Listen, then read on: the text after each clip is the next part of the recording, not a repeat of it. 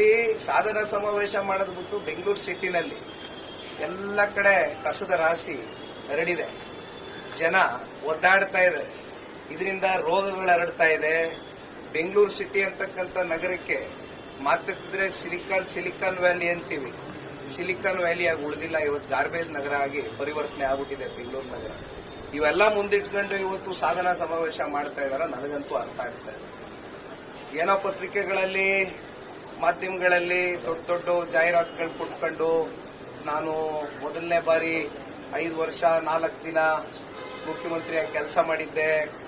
ಈಗ ದಿವಂಗತ ದೇವರಾಜ ಅರಸು ಅವರ ಮುಖ್ಯಮಂತ್ರಿ ಏನು ಬಹಳ ವರ್ಷಗಳು ರಾಜ್ಯದಲ್ಲಿ ಆಗಿದ್ರು, ಅವ್ರನ್ನೂ ಕೂಡ ಬೀಟ್ ಮಾಡಿ ನಾನು ಒಂದ್ ಹೆಜ್ಜೆ ಮುಂದೆ ಹೋಗ್ಬಿಟ್ಟಿದ್ದೀನಿ, ಚಾಂಪಿಯನ್ ಲೀಡರ್ ಅಂತ ಮಾನ್ಯ ಮುಖ್ಯಮಂತ್ರಿಗಳೇ ಪ್ರೊಜೆಕ್ಟ್ ಮಾಡ್ಕೊಳ್ತಾರೆ.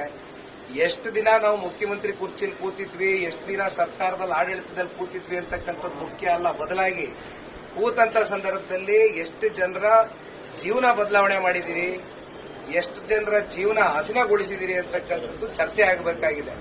ಅಂದ್ರೆ ಸಾಧನಾ ಸಮಾವೇಶ ಕೇವಲ ಸರ್ಕಾರದ ದುಡ್ಡಲ್ಲಿ ಇವತ್ತು ಮೋಜು ಮಸ್ತಿಗೆ ನಾವು ಕಟ್ತಾ ಇರ್ತಕ್ಕಂಥ ತೆರಿಗೆ ಹಣದ ಮೂಲಕ ಮೋಜು ಮಸ್ತಿ ಮಾಡ್ಕೊಂಡು ಕೂತಿದ್ದಾರೆ ಹೊರತುಪಡಿಸಿ ಇದರಿಂದ ಯಾರ ಹೊಟ್ಟೆನೂ ತುಂಬ್ತಾ ಇಲ್ಲ.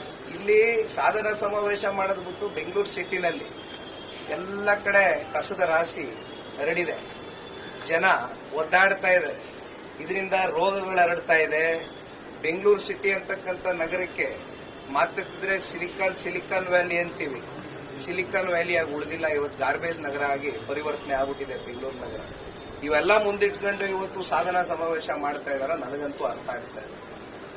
ಏನೋ ಪತ್ರಿಕೆಗಳಲ್ಲಿ ಮಾಧ್ಯಮಗಳಲ್ಲಿ ದೊಡ್ಡ ದೊಡ್ಡ ಜಾಹೀರಾತುಗಳು ಕೊಟ್ಕೊಂಡು ನಾನು ಮೊದಲನೇ ಬಾರಿ 5 ವರ್ಷ 4 ದಿನ ಮುಖ್ಯಮಂತ್ರಿಯಾಗಿ ಕೆಲಸ ಮಾಡಿದ್ದೆ.